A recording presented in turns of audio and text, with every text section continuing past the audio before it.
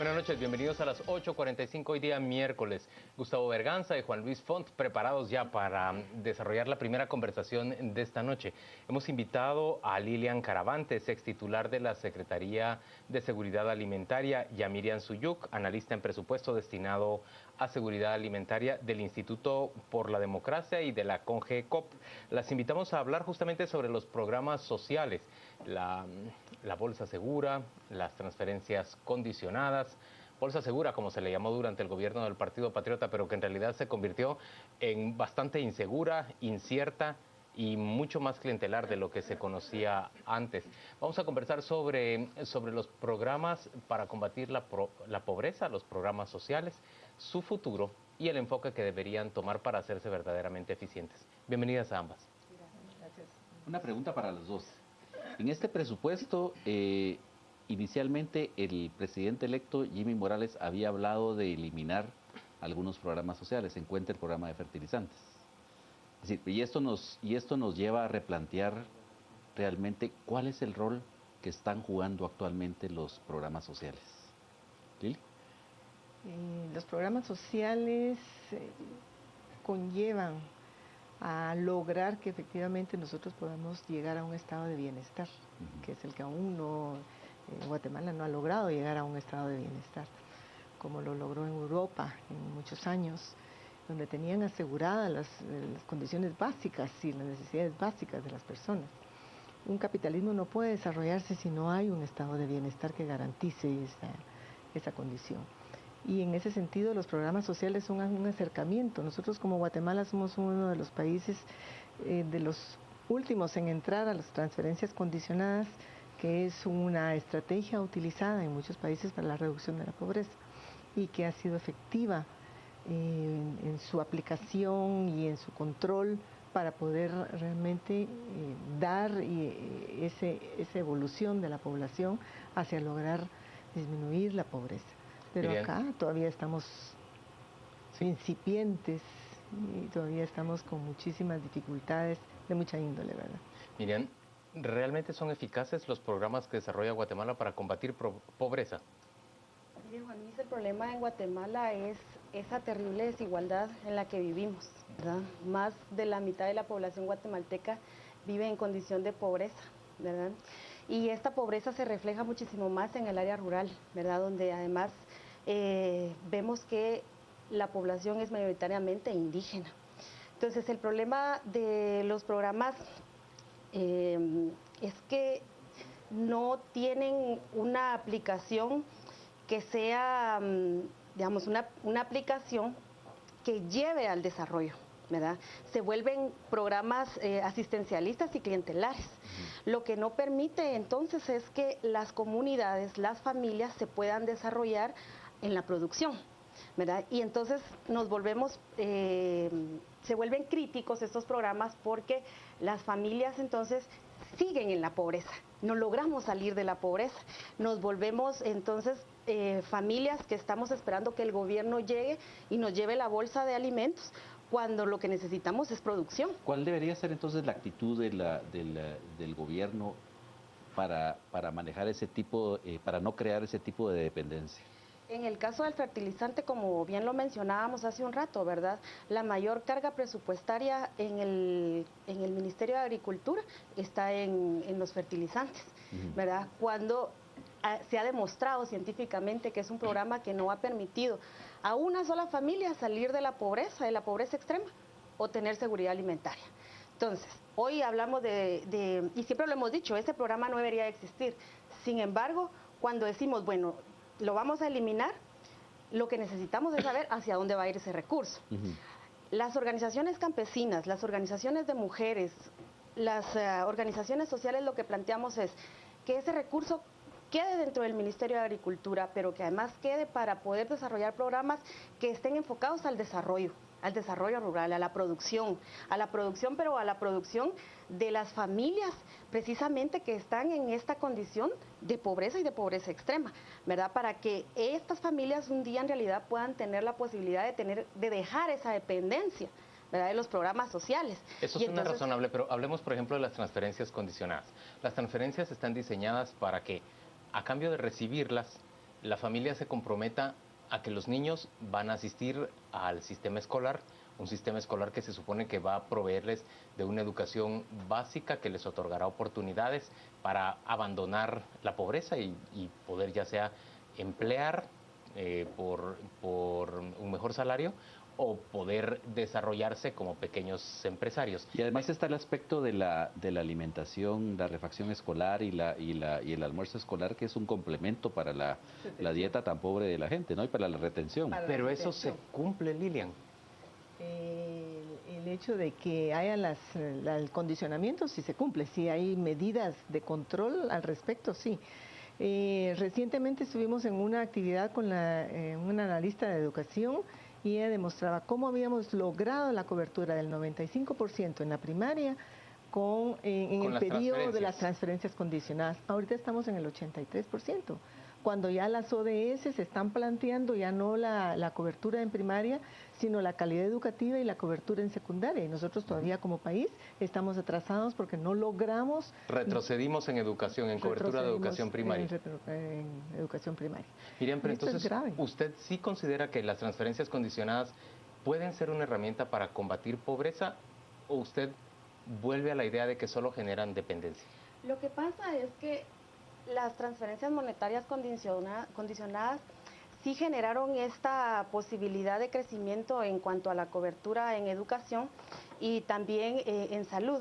Sin embargo, el problema es que no se puede dejar estos programas solos, ¿verdad? Deben de ir acompañados de otro tipo de programas que vayan hacia el desarrollo. ¿Por ejemplo? Por ejemplo, aquí en el área urbana, basta con pasar a las 4 de la tarde por un mercado, ¿verdad? Viendo y podemos observar cómo los camiones de la municipalidad están recogiendo la basura del día.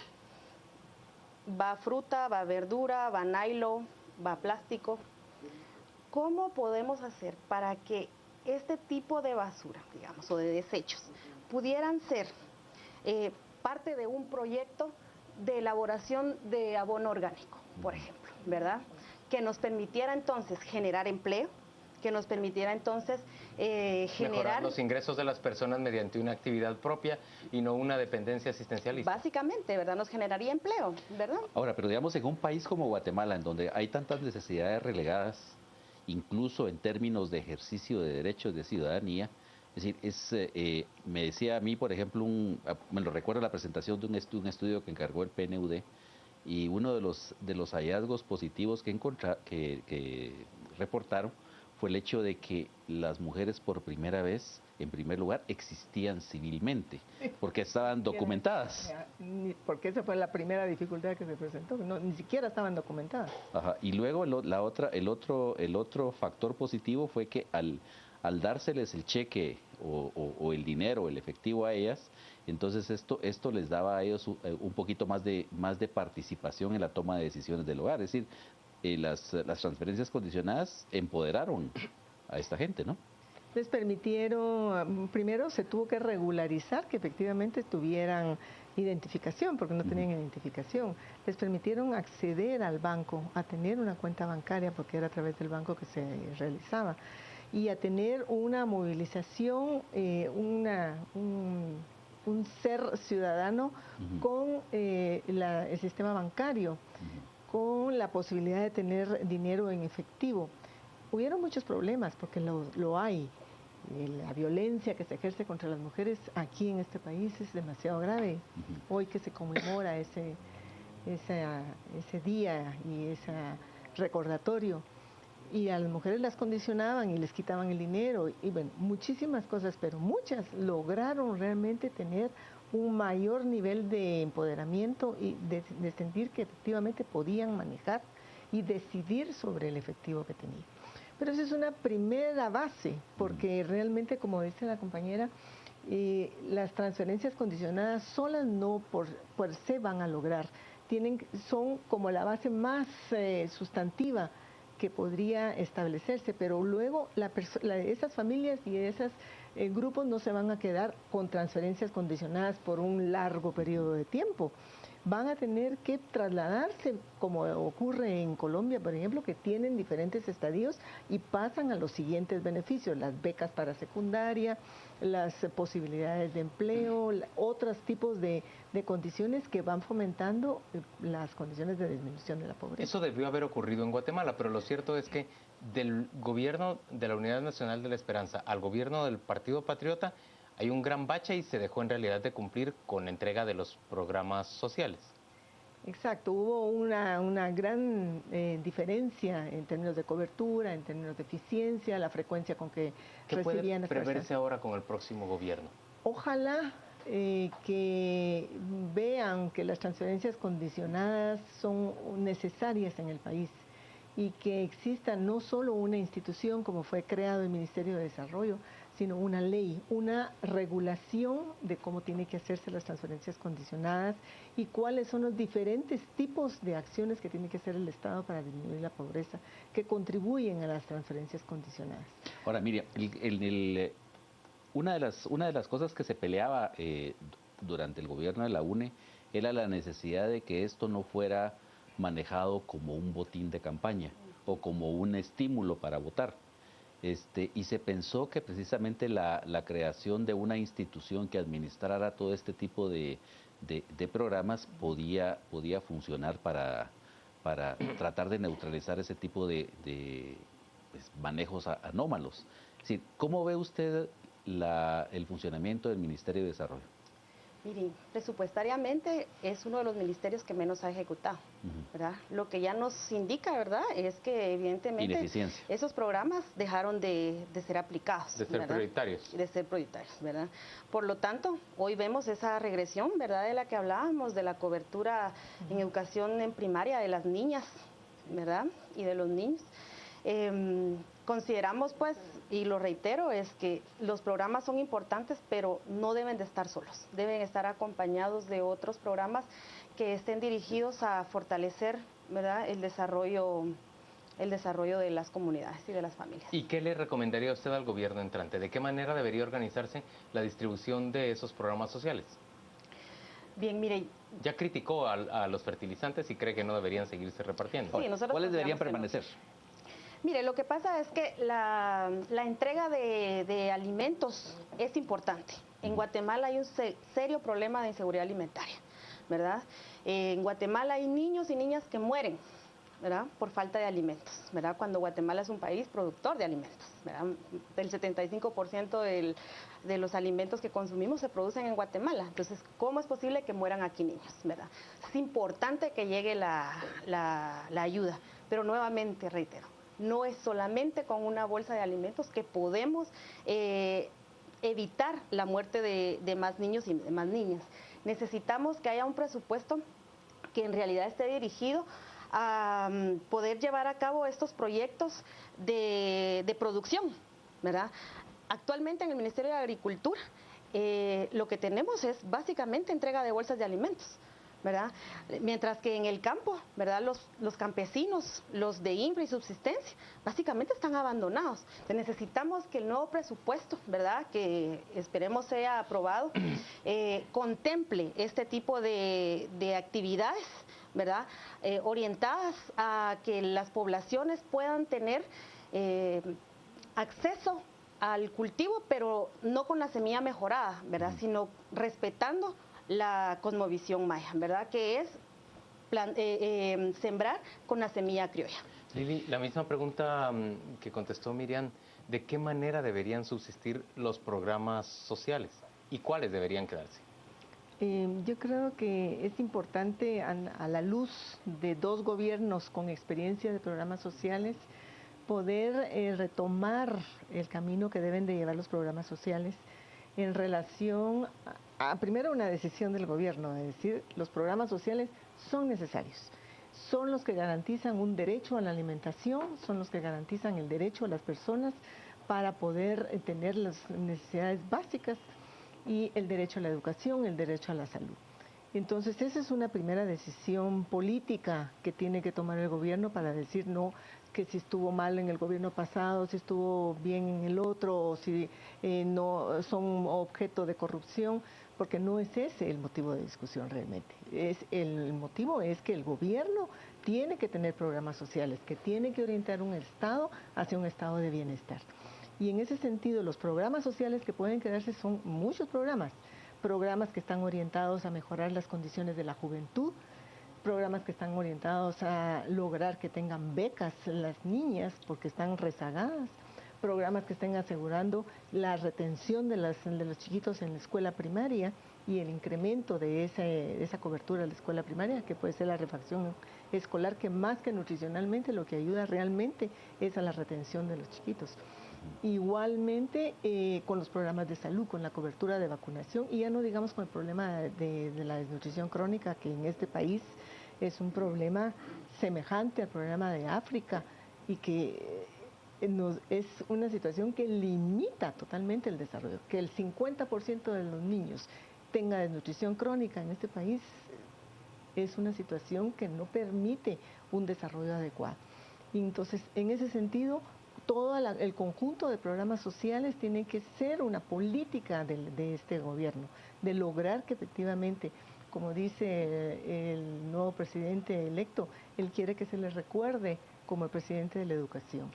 Y ese presidente de la educación debe ser un presidente que tiene que asegurar que los niños que lleguen a la escuela puedan aprender, porque si siguen desnutridos efectivamente no van. Y se mantengan en la escuela. Y se mantengan en la escuela y tengan programas que estén orientados a eso. ¿Y desde dónde se planifica esta política integral de programas sociales o esta política integral de desarrollo social o de combate a la pobreza? ¿Desde el Ministerio de Desarrollo Social?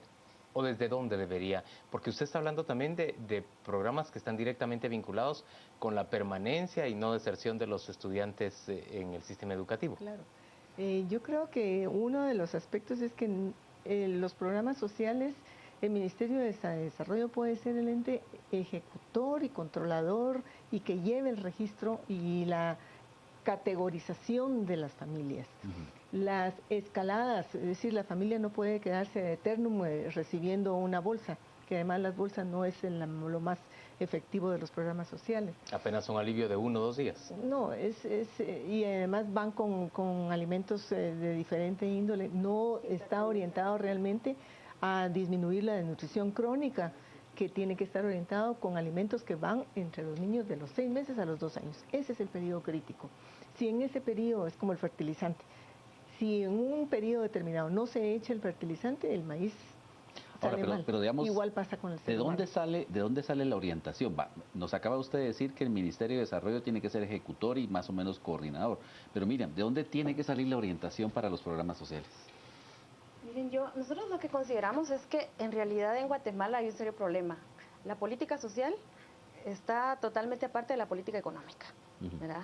Por un lado, entonces tenemos, digamos, toda la política donde decimos que queremos salir adelante, pero el presupuesto no está acorde a esta política. Entonces necesitamos, ¿verdad?, que como el nuevo dirían gobierno... los estadounidenses, no ponemos nuestra boca donde tenemos nuestros deseos. Sí. Hoy por hoy tenemos, ¿verdad?, separado las políticas, ¿verdad?, social con la política económica. Entonces, mientras no tengamos en consideración que van de la mano, ¿verdad?, cualquier programa que salga, ¿verdad?, sin presupuesto, son programas que empiezan básicamente muertos. Sí. Lili, una pregunta para complementar, porque nosotros tenemos un CATUM. El CATUM ha sido producto de consultas con todo el sistema de participantes de los consejos de desarrollo. Ahí participó la sociedad civil, participó la iniciativa privada, y ese es un norte importante que incorpora hacia dónde se dirigen esos programas sociales, hacia dónde cada ministerio contribuye a mejorar las condiciones de un estado de bienestar que garantice a la población cobertura, atención, y que esté centrada y orientada a las poblaciones que más lo requieran, a los territorios donde más es necesario, porque no puede homogeneizarse la atención de los programas sociales. ¿Y el CATUM, digamos, planifica con precisión esas necesidades? Con metas. hasta con metas. En términos territoriales. En términos territoriales y en términos de los problemas, qué metas se pretende alcanzar para ese periodo. Y no son metas fuera de sacadas de la manga, ¿verdad? Son metas que están basadas en las tendencias y en incrementar. Racionables y asequibles. Así es.